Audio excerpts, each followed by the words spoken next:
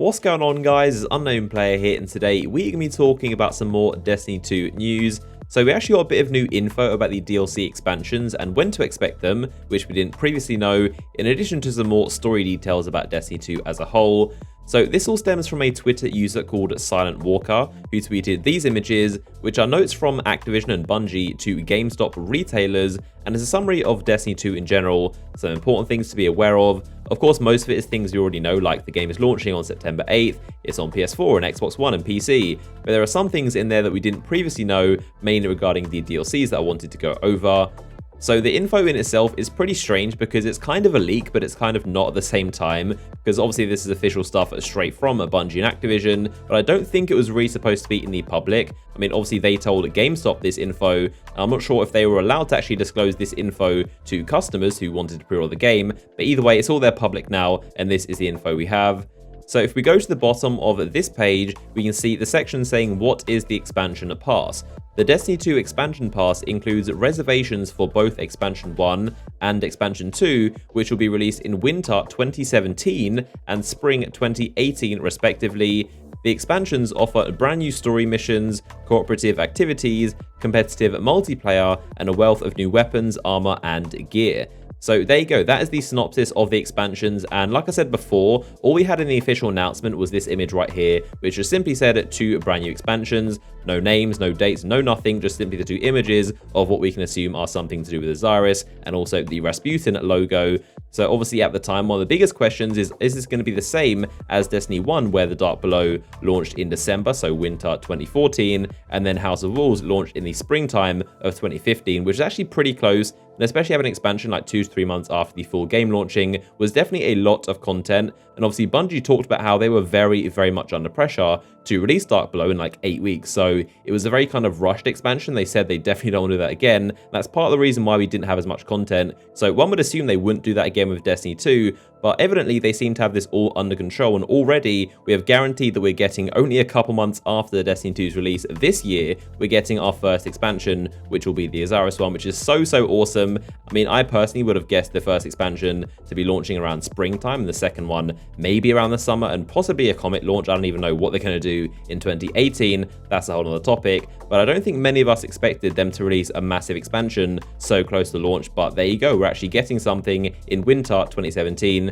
And that almost definitely means December, seeing as the only winter month in that time frame.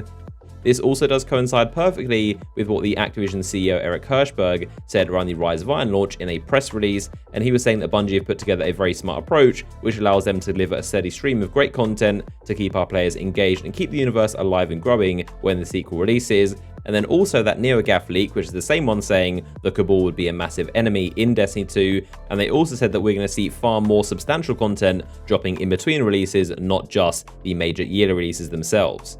But it's really cool overall to see that Bungie are right on track with the expansions, and we're not going to have to wait any longer. I mean, we've had the last 2 years just having 1 expansion per year, so we're going to be spoiled for content. I mean, an entirely brand new sequel plus these 2 expansions so close together. We're going to have so much content, and there's going to be a lot to cover for sure. So if we continue reading the notes from Activision, we can see a somewhat new description, which we didn't see initially in the first reveal of Destiny 2. So they said, Destiny 2 is a new beginning. Everything about the game that has entertained millions of players will be bigger and better. Returning players will find a world that leads them faster into the action and equips them with new awesome rewards. New players will have an easier time discovering the fun that has made Destiny a legendary game. They went on to say that we're telling a new story about the Guardians and their battle to defend their home. Favorite characters are set to return, and players will meet new heroes on their next voyage.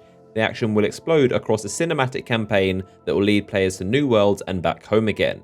Then they finally said all year long we'll be revealing new threats, new places to explore, and new ways for Guardians to fight. Our first destination will be our own event dedicated to Destiny, where we're going to unveil our bold plans for the future. And by that event, I'm assuming they mean the May 18th reveal, and I'm really looking forward to them showing off brand new threats and also new places to explore. So finishing off the post, they did remind us once again about how the characters are going to work in the sequel. They said when you log into Destiny 2 for the first time, you're going to see that your character personalization, class, race, gender, face, hair, and marking selections for all characters that have achieved level 20 and completed that Black Garden mission will carry forward into Destiny 2, and additionally we plan to reward veteran accounts with honors that reflect your Destiny 1 accomplishments.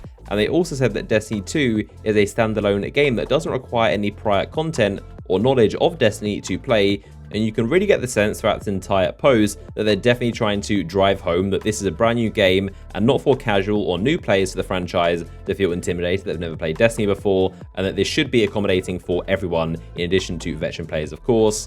So there you go, an official statement from Bungie and Activision about Destiny 2 with a couple cool details we didn't previously know of. Of course, let me know your thoughts down below in the comment section, and if you enjoyed the video, a like rating would be much appreciated. Of course, stay tuned for many more videos right here on the channel, and I'll see you guys in the next one.